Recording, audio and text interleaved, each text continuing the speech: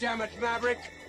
All right, fellas and fillettes, I think we are back. I made a couple of adjustments to the bit rate.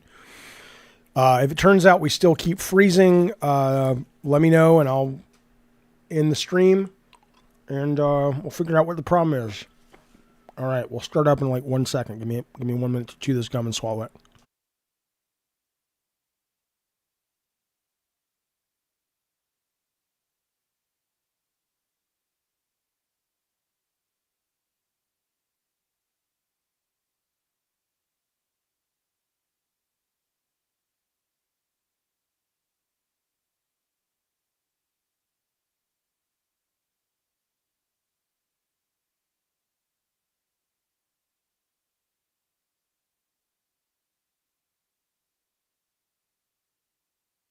I would like to rear up and jackknife my legs and kick you both with my foot bone. All right, fellas, welcome back. Welcome back. Lucas says, I've always been curious. That can is CG. Yeah, well, Trey Trimble, who was on the show recently, today, we talked to him on the chat. He's the guy who created that. Go check him out over on... He's got an amazing Instagram. He does this beautiful, beautiful artwork. But welcome back to the show, my delightful friends. I appreciate you being here again. We had a couple technical snafus. They may be dealt with. They may not. Let me know. But for now, we will carry on and soldier on because we have to get to some really cool information. In just a minute, we will talk about the Naughty Dog game. I do want to say this. This is a lot of the press has now gotten their ability to go hands-on with the new Horizon game. Lego. Now, as I have said before, this game, the Lego Horizon, is the first Horizon I'm actually interested in because I never liked this IP. I thought the monsters, the dinosaurs were great. The combat was great. The visuals were delightful, but I just couldn't get into its self-important story. Its lumbering kind of sense of self-importance. I did not like the protagonist. Lego, makes all that better. It's a lot more fun. It's a lot more tongue-in-cheek.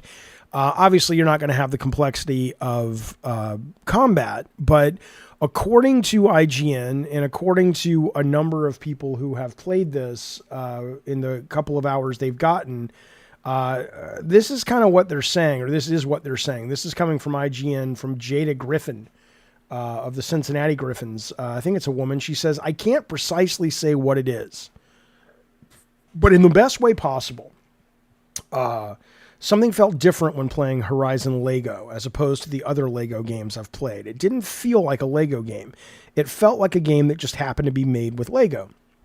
My only hunch about why it felt so different is Guerrilla Games and Studio Gobo are handling development. Whether it's positive or negative is yet to be seen, but it hooked me right out of the gate at the moment.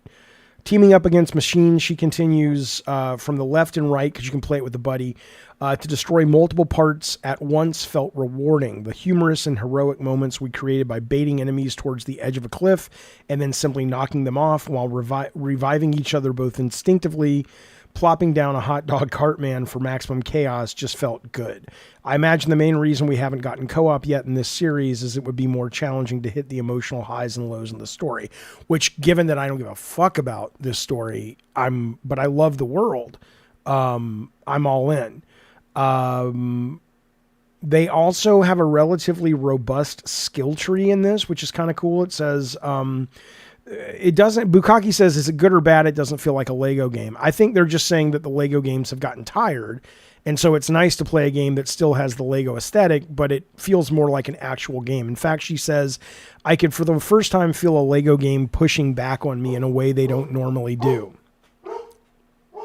And that felt great. Shut up, Ace. To put this in perspective, on the max difficulty, one hit from a traditionally weaker enemy would remove 2.25 hearts from our 3 hearts early on. So it's a hard game on max difficulty. Obviously, it says it became more forgiving as we leveled up and saw our max health increase to 5 hearts. Since health doesn't automatically recover, we quickly got used to rationing the limited health items in each area. So I'm assuming you share those with your co-op partner when you're playing. Unfortunately, we didn't get to see if there was a penalty for dying because neither one of them died. And I'm kind of like, well, you're a journalist. You're reporting on the fucking game. You're not there to just play it for fun and shits and giggles. You're there to report on it. So if you're curious about how dying works in the game, why don't you let yourself die and see what happens? But that said, because she said between them able to revive themselves, each other, neither one of them ever actually both died at the same time. And I'm like, well, figure that out, right? But regardless, though, it says that when an individual does die, your temporary upgrades like multi-shot bow or hot dog man cart, which you can summon to give you health, that does get lost on death. Listen to this. It says that there are, when you take down cultists in the machines, you experience, you get experience rewards. You level up your characters, increased health, bonus damage, and more.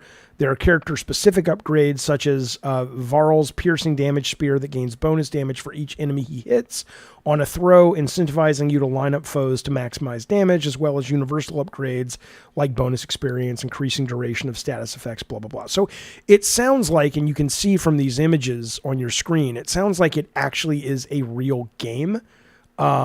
It's not just kind of a cutesy, funny Lego game, although it has that aesthetic. And it's in a world with an IP that I think is, woefully poorly represented right now. I get that there are people out there, including Herman Hulse, that seem to love this IP. I think this IP has so much potential. Think about what you're really saying. It's caveman and mechanical dinosaurs. How can you not think that's a great IP? It's just terribly written. So this game and their survival game, hopefully, will create a new way for people to look at this IP, for Guerrilla Software to look at this IP and say, we do have something special here, but let's just kind of get rid of those characters. I know that's sacrilegious to some of you, and I don't care. It's the goddamn truth. It says many of these upgrades are locked until you collect enough gold bricks by completing stages for the first time or fulfilling various jobs at the community board in Mother's Heart. So it sounds like it's also going to be a beefy game. This is on my radar. It always was, but now with these previews dropping, it's a lot more interesting to me, and I'm a lot more looking forward to it. Who in the chat? This is Xanark says, Jada, the author, is a hardcore Sony simp. I would read someone else's preview. Well, I will. I'll show you. Let's see. Let's see what somebody else put up there. My understanding is they've all been particularly positive, but let's see. Lego Horizon Adventures, and then we'll just say previews. And let's see what, let's just look at some headlines real quick. Okay, so we'll go to, who else has it? I don't know who else has it. Some people got it, but IGN looks like they're the biggest ones that got a preview. One second. A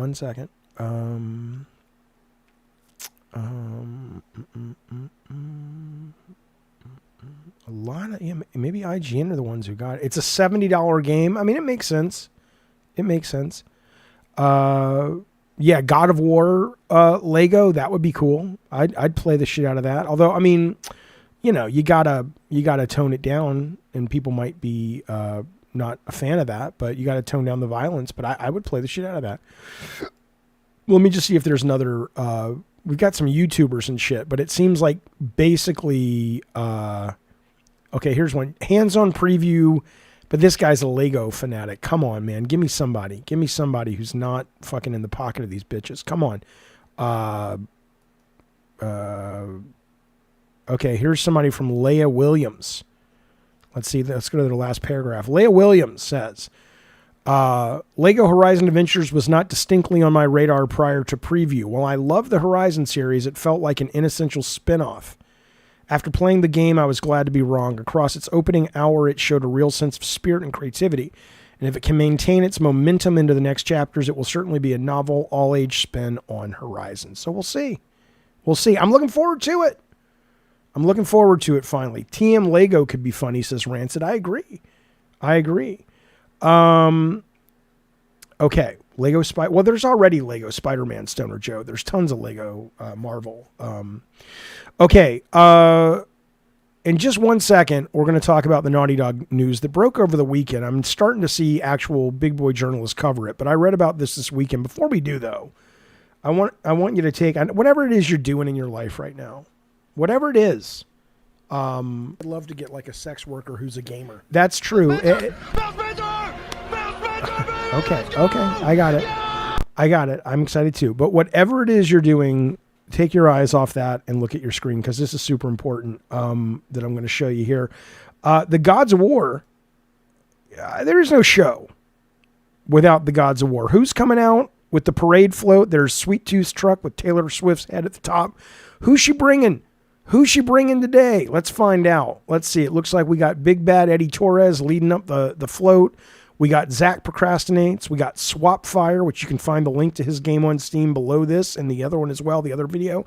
Lutron, Hectorhowl, Roxheart Vendetta. These are all the God of Wars who have shown up with their pocketbooks and their pantyhose.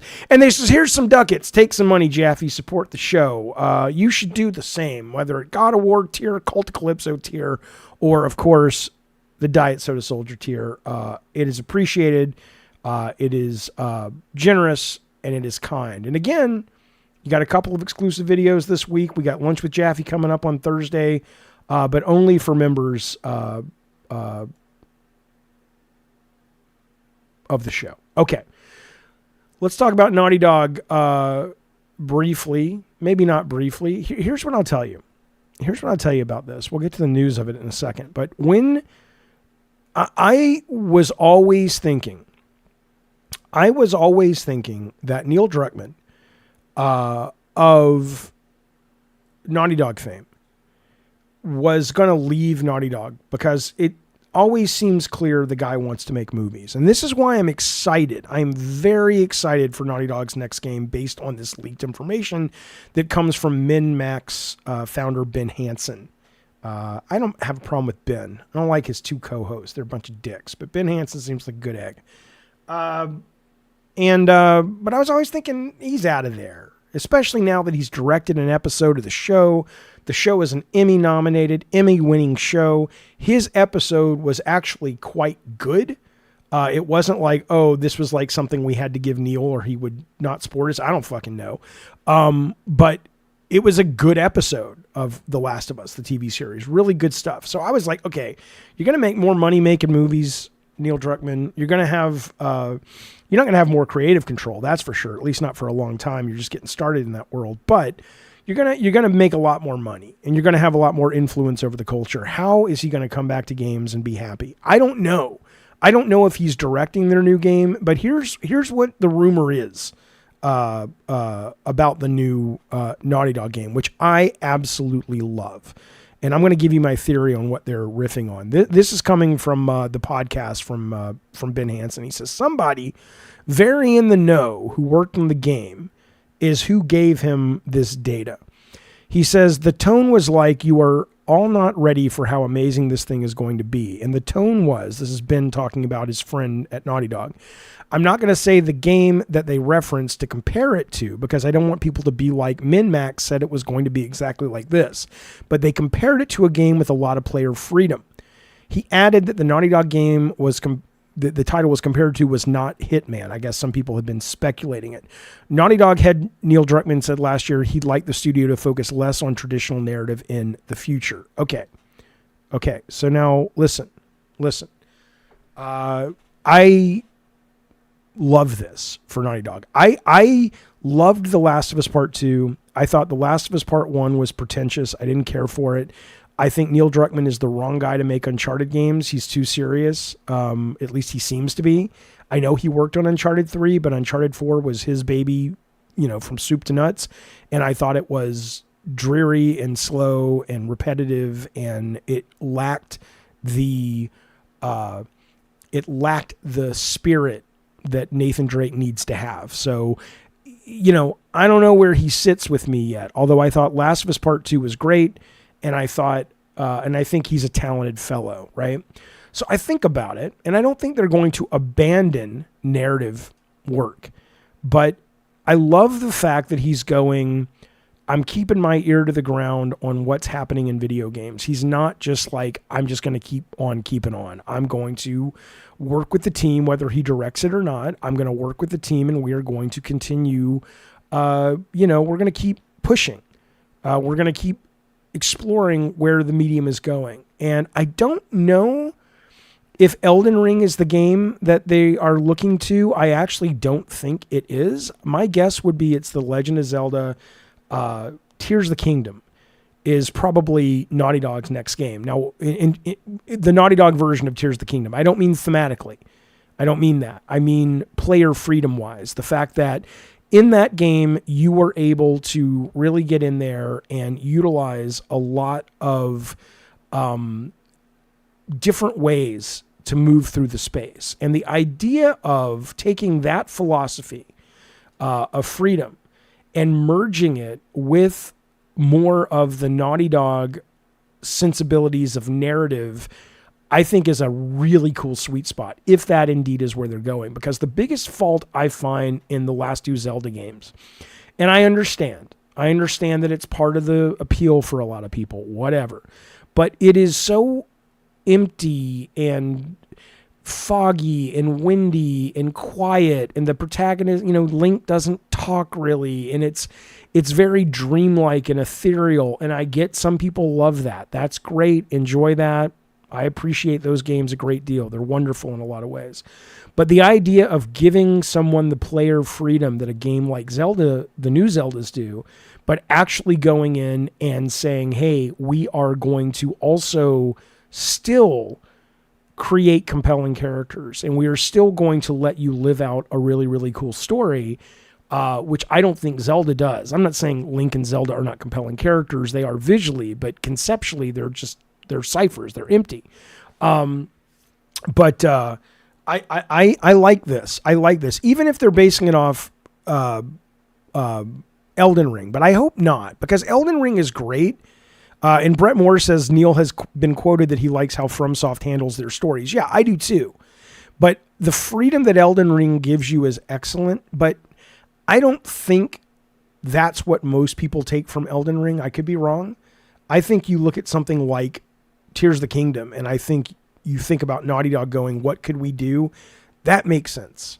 That makes sense to me. So that's all we know. All we know is this thing from Ben Hansen, who's basically leaking some stuff based on somebody in the know at Naughty Dog or Sony, but sounds pretty good. And I would love to see, I don't know if Neil's directing it or not, but I would love to see a new IP, like a lot of people from Naughty Dog.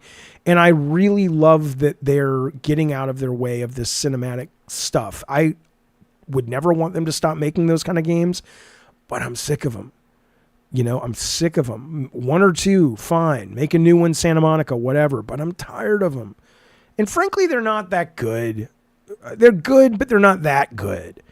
As video game stories, yes, sure. And maybe that's the other thing Neil took away from working on Last of Us. It's like, as a I would never put my ability to write in the camp of Naughty Dog or Neil or any of that. I'm not saying that. But the experience is the same of having worked in linear medium or worked on linear media and also worked on nonlinear.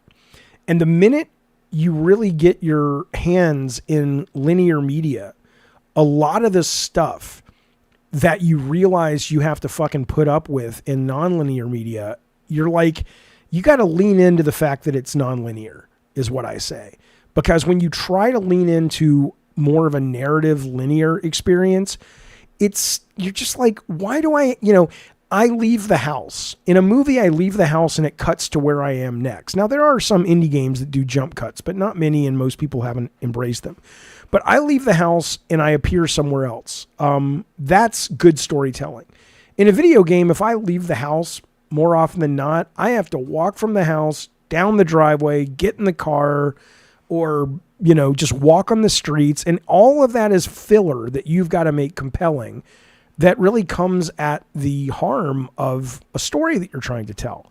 So suddenly I could see Neil having gone, you know what? There's something about both mediums that can be shared, but let's get away from this assumption that we're making interactive movies. I'm just shooting the shit at this point. I don't have any evidence that that's what he's thinking, but let's put it this way. As a guy who respects his talent and respects that studio, I hope that's what he's thinking. I really hope that's what he's thinking, because I want to see Sony go there. I do not. You know, and I look, I didn't particularly like Ragnarok. That's the truth. I loved the production of it. It was brilliant. The level design was great. Puzzle design was pretty good. But no, I'm not walking around jonesing for another. Oh, all the characters are so somber. Maybe that's what bothers me. Aloy's all somber, and Kratos, and Ellie, and whatever his name is, the guy Joel. I'm just like, oh my God, pull the stick out of your ass. Have a little bit of fucking fun. You would think one franchise, maybe that's why I really have a bone to pick with Horizon, is you would think one fucking franchise Sony has that could be their fun franchise and not so fucking high school emo franchise would be fucking Horizon. Like I said, it's cavemen and dinosaurs. How can you not make a balls to the wall Michael Bay, Steven Spielberg summer blockbuster with that shit? I don't get it. I mean, I get it. Everybody, it worked for one team. Everybody's got to do it. Anyway. But that's what's happening with that. I'm excited. Hopefully we'll get some more news pretty soon. Here's something else. Halloween is almost less than a week away. And Kotaku has stepped up. They want to help you. They need you. And you need them. I don't know if that's true. A lot of you guys don't like them. I get it. They've earned their disdain for a lot of reasons. But listen. They've put together a list for you. The 20 best horror games of the last 20 years. Come on, Milkmaster. You got to be excited to see what they say. Let's see what let's go down the list. Let's go down the list. The last 20 years. So now we're dealing with, 2024. So 2004 to 2024. In that time, Kotaku wants you to know, if you want to play the scariest games, the best horror, here's what they call it. They call it the best horror games. They didn't say the scariest. They said the best. Okay, that's fair. It's an important distinction. Here we go. Number 20, Alien Isolation. Fair. I didn't care for it, but I probably hit me at the wrong time. Alien Isolation. It's number 20. Wait, how are they doing this? They got this all fucked up. Hang on. I'm going backwards. Maybe. Let me see. It's a really terrible website at this point. All right. Number 21. How about that? We'll start at the bottom. That's more fun. Amnesia the Bunker is number 21. Best horror game. I don't agree. I thought it was boring. Inside. Excellent game. I don't really consider it horror, but okay, fine. That's number 20. Number 19. Mundawn. Shut up. Mundawn's boring as fuck. Mundawn is this thing where you go back to your hometown in the mountains, and it's dumb. There's nothing good about the game. I mean, it's fine if, one-man band making it, but come on. You're trying to be all arty-farty. Fuck you. Devotion should be number 1. Devotion from Red Candle. Not Detention.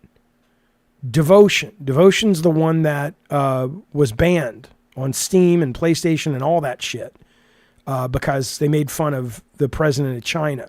But you can buy it on their website, and it's absolutely excellent. It is called Devotion. It is the best horror game I've ever played. In fact, let me read you the opening paragraph from Kotaku. God, what a terrifying and devastating game. A domestic horror story about a family shattered by manipulation and tragedy. Red Candle's Devotion pulls you in with incredible precision and atmospheric richness of its details and then scares the hell out of you. It's true. It's true. It's excellent. That's Devotion at 18. That's way too low, in my opinion. Slender. Come on. It's number 17. Come on. The fucking Slender Man game. Fuck you, you morons. No, it's not. No, it's not. I mean, maybe if you are remembering it nostalgically because you were 8 years old when you played it, okay, fine. But come on. Don't be stupid. That's like saying Club Penguin's the best MMO ever made just because you grew up with it. Doesn't make it the best. It just means you like it because you have nostalgia for it. Shut up. Number 16 is Signalis.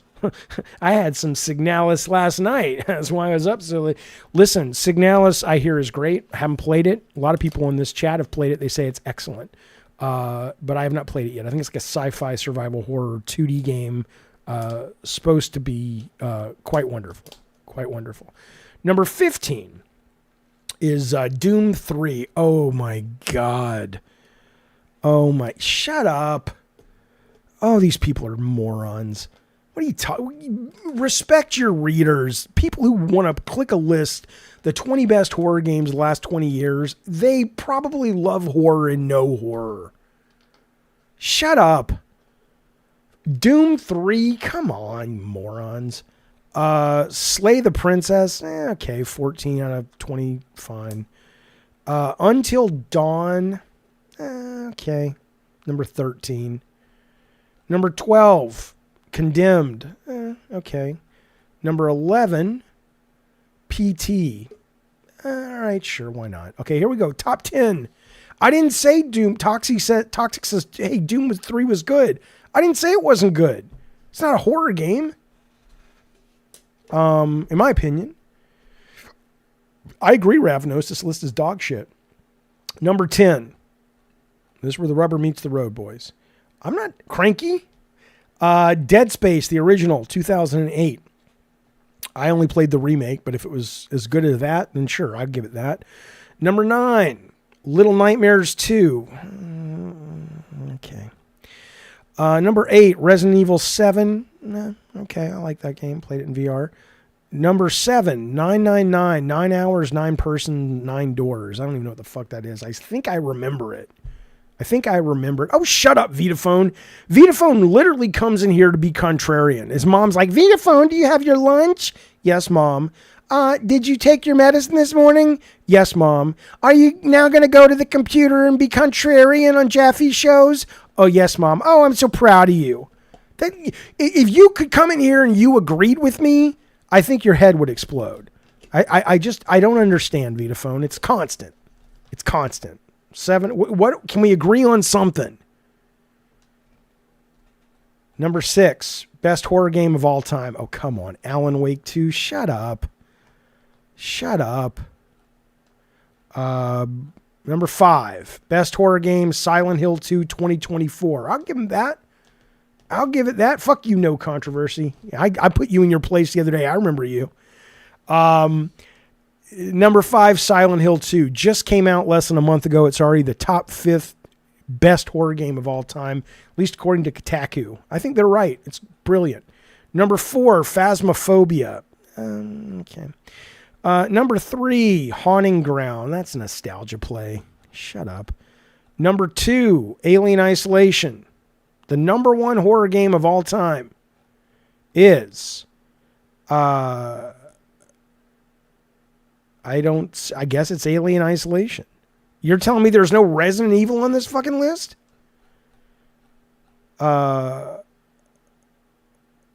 There's no Resident Evil on this list. How is that possible? Except Resident Evil 7.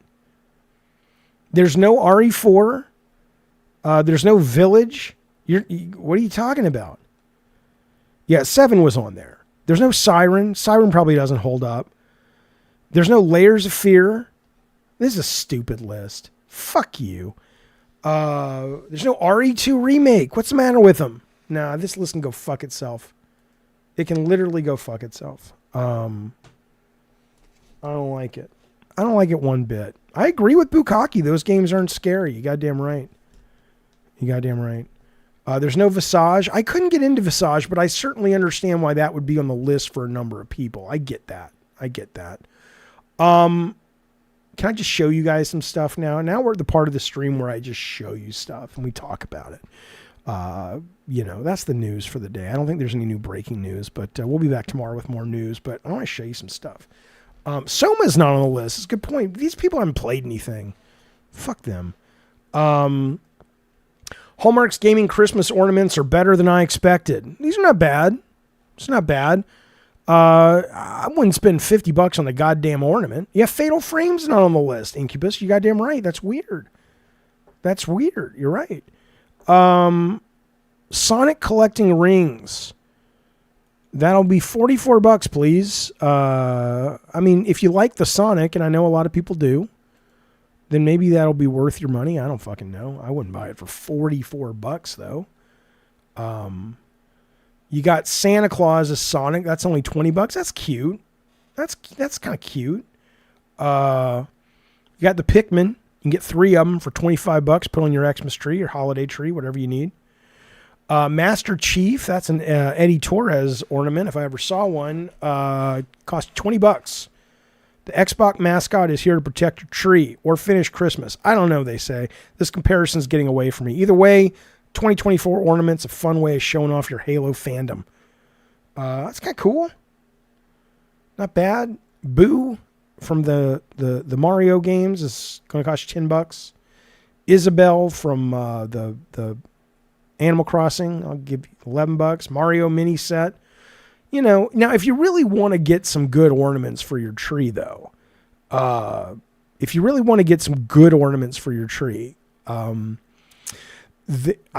not what a cat penis looks like. True. I would say go to Etsy, because Etsy you can put in pretty much almost anything, and somebody's made you a Christmas tree ornament. Let's see. I'll put in a weird. Let me put in. Well, first let's put God of War. Let's see. God of War Christmas ornament. Let's see what comes up. I'm sure they'll exist. Yeah, I mean, well, here's one right here. Check it out. There's a Kratos ornament, $20. A Mimir statue. Here's a God of War logo. That's pretty expensive for something so stupid. In terms of anybody can make that. Look at these. Ooh, these are good. Oh, these are coasters though. Look at these God of War coasters. Look at these. These are not bad. Atreus, but look, classic Kratos, the best right there. Come on now. Let's see. Let's do a Last of Us Christmas ornament. I can't spell Christmas or ornament. Fuck you. You can get Firefly ornaments. That's pretty cool. That's not bad. That's pretty good. You get something. There's something in there. There's some Firefly. Basically, it's just Firefly. Oh, there's a clicker. There's a Merry Clickmas card. There's a Last of Us engraved lighter. It's weird, though. You'd think they'd have more merch on the Christmas ornaments. Let's try Twisted Metal. Yeah, there's no Twisted Metal. Let's try Sweet Tooth. But you can kind of get anything Sweet Tooth Christmas ornament. Let's see. Yeah, he's not popular enough. Nobody's making merch for Twisted Metal. Fuck you. But you know, you can get a lot of good stuff, man. You heard they were doing OG God of War remasters. Yeah, no, I heard that too. I mean, I don't know if it's true. They have not involved me at all, as they are not required to, or I didn't expect them to, but I have heard those rumors as well. Look at this. You guys know I'm all in on AR. I am all in on AR, not VR, but AR. I think this will change the world when glasses get cheap enough. But look what this guy did. He got the MetaQuest, I think it's the 3, and he basically turned his living room into a 1-to-1 replica of, let me get rid of my head here so you can see what we're looking at.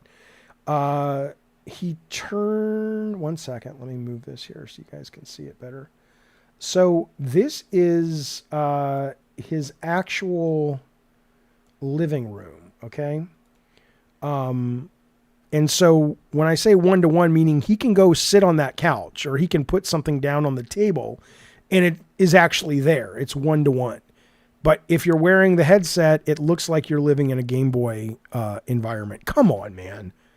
How can you not think that's cool? Imagine just this. Your whole world changes. It's like you're living in the goddamn Game Boy. Come on, man. Don't be a baby. That shit's cool. But I don't want it with the big headset. I want it with the fucking glasses. I'm sorry, but that's the way that shit goes. Okay. Look at this one. I don't understand what I'm looking at here. Have you guys seen this video going around? I don't know what I'm looking at here. It's these kids in China, and they have these guns that are not obviously real guns, and they've mounted their cell phones to them, And I guess it's laser tag or something. I don't know what this is, but it looks really cool. But then you have to ask yourself, why is it little kids playing this fucking game? Right? I mean, I get the fact that this would be cool. Oh, and I guess you can go up to certain parts of the environment and scan the QR code. And that's how you get new weapons. And that's how you get new items and things that fly out of your gun. But this is, what the fuck? This is like, you know, children soldiers or some such shit. But that's pretty cool, though. I'd play the game. It looks like fun, but it also is like, why are little kids doing it at a mall? As a kid, we always played guns around the neighborhood, says $6. Yeah, but you didn't actually, you know, this feels a little bit more sinister than just, you know, going out in the neighborhood and playing, you know, cops and robbers and shit. Dominique says, have you seen Hunt Showdown, Jaffe? If so, what do you think about it? I think it's cool, but I saw the latest of it and I was talking to people about it and they said, well, it's cool if you're really good, but the problem is if you're not really already into the culture of that game, then it's really fucking hard and you die super fast. So I kind of stayed away from it for that reason. But this game looks cool, but yeah, I don't fucking know. I don't fucking know why this is just with kids. Look at this. This is a new weapon from I think this is a, whoops, hang on. I think this is a custom weapon you can get in Counter-Strike 2 or 1. And, you know, that's all I have to say about that. That's, you know, it just is that. That's what you do. That's how you shoot the, that's, you know, there you go. I wanted to share that with you, and I wanted you to enjoy the stylings of the latest weapon design. Here's what I would like to do now.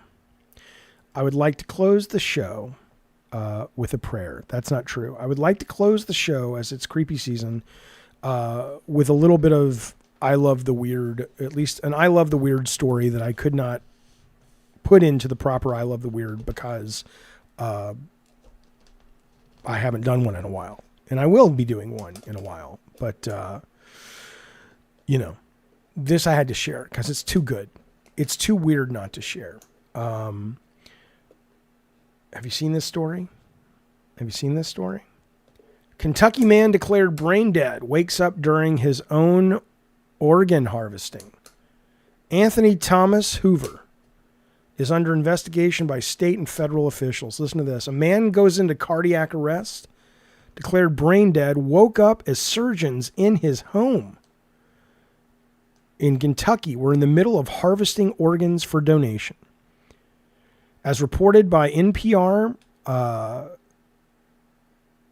case of Anthony Thomas is under investigation by state and federal officials.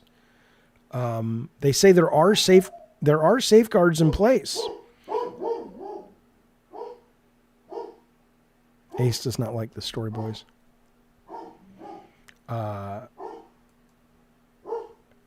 Here's the story if you don't believe me. Ace, shut up. Enough. Nobody cares. Let me make this so you guys can see it so you know I'm not I'm not lying. I wouldn't lie to you, boys. I don't do that. Here it is right here. There it is. Hoover's sister recounted how Hoover was taken to Baptist Health Hospital in Kentucky because of a drug overdose.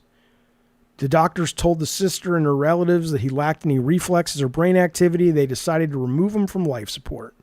The staff at the hospital reportedly told her and the family that Hoover had given permission for his organs to be donated in the event of his death. To honor his wishes, the hospital tested which of his organs would be viable, and they had a ceremony honoring him, as they tend to do.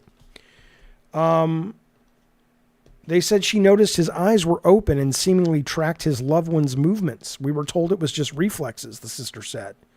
Who are we to question the medical system? About an hour after Hoover had been brought into surgery for his organs to be taken, a doctor came out and explained that he wasn't ready. He woke up, the sister said.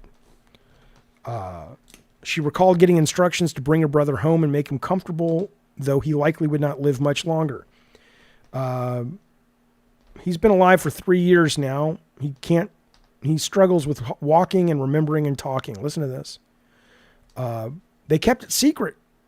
They reported that she only learned the full details of her brother's surgery in January of this year. Think about that.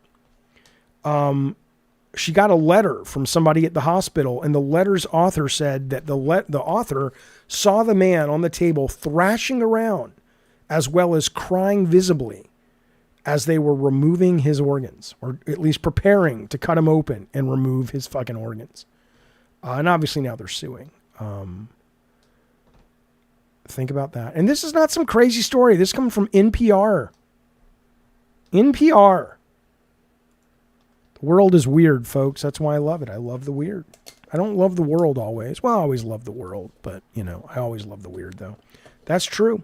It's absolutely true. Fellas, Filettis, that has been Gabbin' Games for Monday, the 21st of October. Again, Call of Duty's coming out this week. If you're interested in Lunch with Jaffe, that is coming up. Where's the picture? Where's the picture? Hang on, folks. Where's lunch? There it is right there. Lunch with Jaffe is coming up this Thursday, 1 o'clock California time. And join us. Cult Calypso and above can join us live. Then we'll put the video up for all members later in the day or the next day. And then again, don't forget, if you are a member right now, you can watch for a few more days. It will be behind a paywall, Brain on Games, which is all about freedom and choices in video games and games in general. We cover a little Dungeons and Dragons. We cover Zelda. We cover Silent Hill 2. We cover this very weird, interesting thing called Fables and Friends. It's a website that, well, just check it out. So, but that'll be free for everybody coming up. But right now, it's also locked behind a paywall. So, Bulbo, I Love the Weird. When? I don't know. Soon. Maybe that'll be the Halloween special. We'll figure it out. In the meantime, though, be well, be safe. Thank you, guys. Bukaki, thank you for being the mod today. Thank you for hanging out. All you guys, thank you for members. Consider liking the show. Consider memberships. Consider sponsorships. All these good things. And don't forget, head on over and play Swapfire. The link will be down below on Steam. It is a very interesting game from a one-man, two-man indie band developer who's also a God of War here on the show that does some really interesting things with shooting mechanics and first-person shooters. So be well, be safe, and I will see you next time. Bye, you guys. See ya.